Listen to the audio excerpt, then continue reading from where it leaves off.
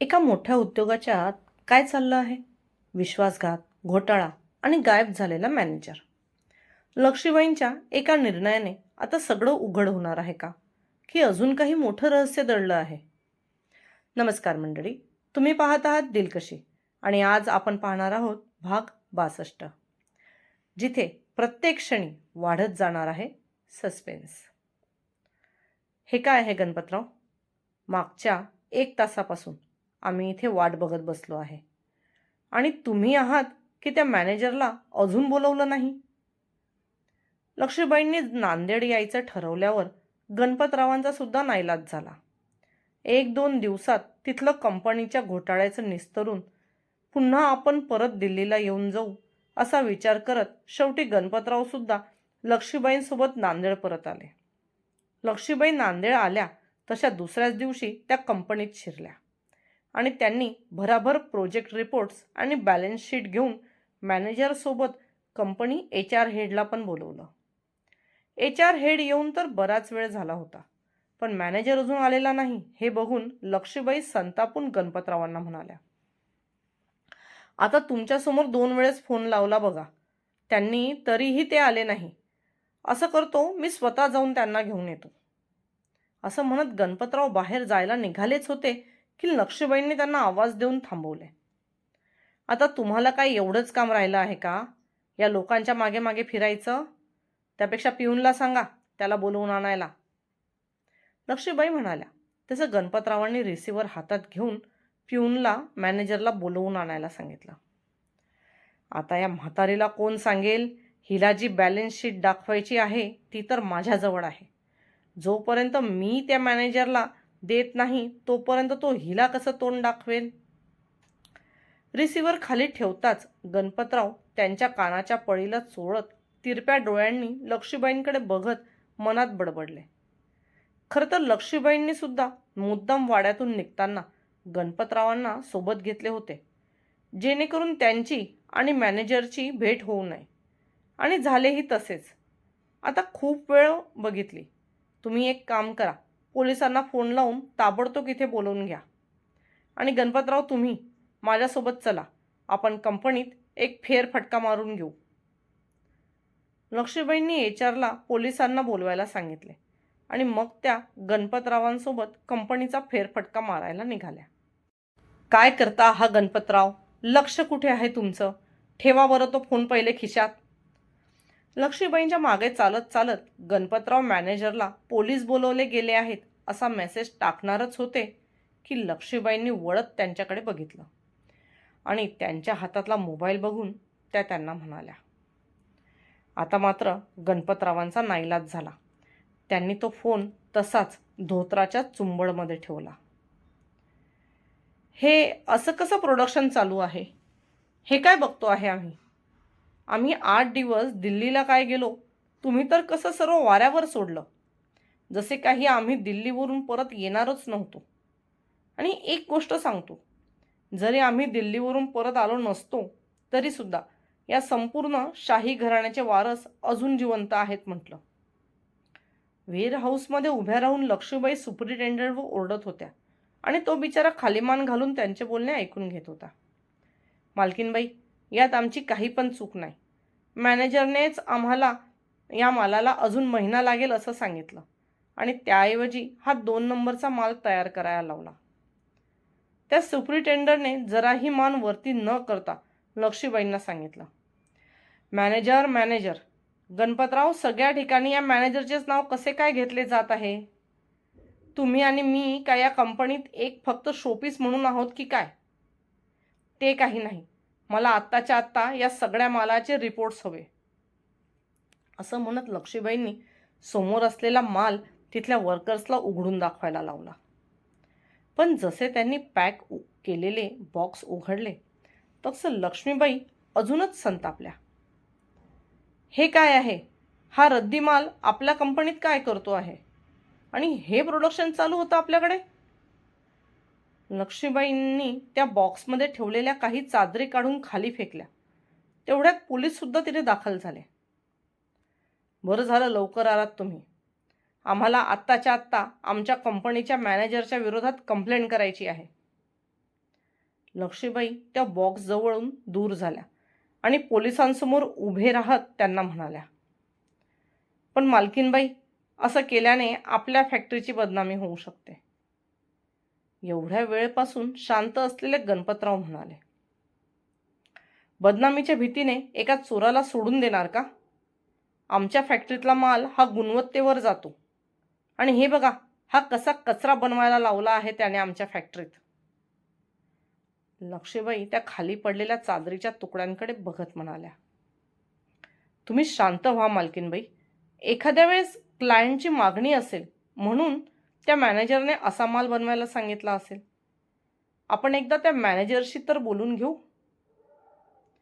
गणपतरावांना माहीत होतं की तो मॅनेजर अगदी पिद्दी माणूस आहे. तो जर एक वेळ पोलिसांच्या हाती लागला तर खरं काय ते अगदी पोपटासारखा बोलणार.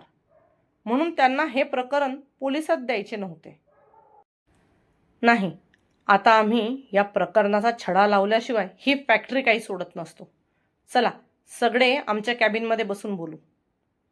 लक्ष्मीबाई काही गणपतरावांचं ऐकायला तयार नाही. असं बघून गणपतराव आता पुढे काय करावं हा विचार करत त्यांच्या मागे कॅबिनकडे चालू लागले. श्याम, तू जरा जाऊन हा जो कुचका माल बाहेर आहे, हा माल कोणी बुक केला होता त्याचे रिपोर्ट्स घेऊन ये तर. लक्ष्मीबाई तिथे उभ्या असलेल्या एका वर्करला सांगितले. मग त्या पोलिसांकडे बघत म्हणाल्या, आमच्या फॅक्टरीत तयार होणारा सामान आजपर्यंत अव्वल दर्जाचाच तयार झाला. आता पहिल्यांदा आम्ही हा प्रकार बघत आहोत. लक्ष्मीबाई चालता चालता म्हणत होत्या तसं गोपाळराव धोत्राच्या सोग्याने त्यांच्या कपाळावरचा घाम पुसत त्यांच्या मागे चालत होते. गणपतराव, तुम्ही आमच्यासमोर बसून या डाटाच्या प्रिंटआउट काढा बरं. कॅबिनमध्ये येताबरोबर लक्ष्मीबाईंनी गणपतरावांना काम सांगितलं. तसं ते मान हलवत सोफ्याकडे वळले. या सगळ्यांकडे बघून तर असं वाटतं आहे की हे काही आजचं काम नसेल. आम्हाला बहुतेक या सगळ्याच्या खोलात शिरावं लागेल. पण तेवढीच सावधानीही घ्यावी लागेल, कारण उगाच कोणाला आमच्यावर शंका यायला नको. कॉम्प्युटरमध्ये डोळे घातलेल्या गणपतरावांकडे बघत लक्ष्मीबाई मनातच म्हणाल्या, बोल, तुमची काय कंप्लेंट आहे? पोलीस खुर्चीवर बसत म्हणाले. तसं लक्ष्मीबाई लगेच त्यांना त्यांच्या मॅनेजरवर असलेल्या संशयाविषयी सांगितले. ठीक आहे, तर तुम्ही तुमच्याकडून तुमचा एक माणूस पोलीस स्टेशनला लेखी तक्रार देण्यासाठी पाठवून द्या. तोपर्यंत जर तुमची परवानगी असेल तर आम्ही जरा कंपनीत. हो हो, का नाही. तुम्ही कंपनीत तुमच्या पद्धतीने पूर्ण चौकशी करू शकता. आमची त्याला कोणतीही रोकठोक नसेल. आणि मॅनेजरविषयी तुम्हाला अजून काही डिटेल्स हवे असतील तर ते तुम्ही आमच्या गणपतरावांना विचारू शकता, कारण शक्यतो कंपनीच्या कारभाराची सर्व माहिती गोळा करून हेच आमच्यापर्यंत पोहोचवतात. पुन्हा एकदा लक्ष्मीबाईंनी पोलिसांना गणपतरावांचे नाव सुचवले. तसे खाली मान घालून काम करत असलेले गणपतराव मनातच चडफडले. गणपतराव, आम्हाला काय वाटते, या फॅक्टरीच्या मॅनेजरने केलेला घोटाळा आमच्या लक्षात आला म्हणून बरे झाले. पण इतर फॅक्टरीमध्ये सुद्धा असा घोटाळा होत नसेल याची काय शाश्वती? त्यापेक्षा आम्हाला असे वाटते, आम्ही एकदा इतर सर्व फॅक्टरीचा व्यवहार नजरेखालून तपासून घ्यावा. कॅबिनमध्ये गणपतराव आणि लक्ष्मीबाई बसलेले असताना लक्ष्मीबाई गणपतरावांना शंका येणार नाही अशा आवाजात सुचवले. बाप रे, ही म्हातारी तर माझ्याच बुडाला सुरुंग लावायच्या तयारीत आहे. लक्ष्मीबाईंचं बोलणं ऐकून गणपतराव थोडे घाबरले आणि ते लगेच त्यांना म्हणाले, नाही नाही मालकीनबाई, असं काही नाही. या एकाने हरामखोरी केली म्हणून आपण इतरांवर शंका घेणे हे काही मला योग्य वाटत नाही. शेवटी एवढ्या दिवसापासून ते लोक आपल्यासोबत जोडले आहेत.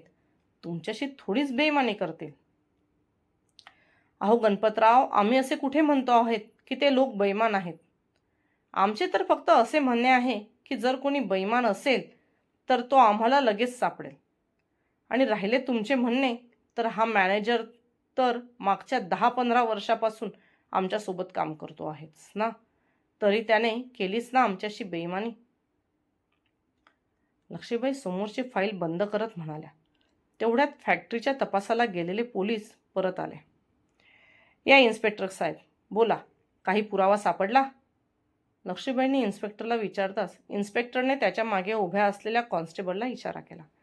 तसा त्या कॉन्स्टेबलने त्याच्या हातातली वस्तू लक्ष्मीबाईंच्या टेबलजवळ ठेवली.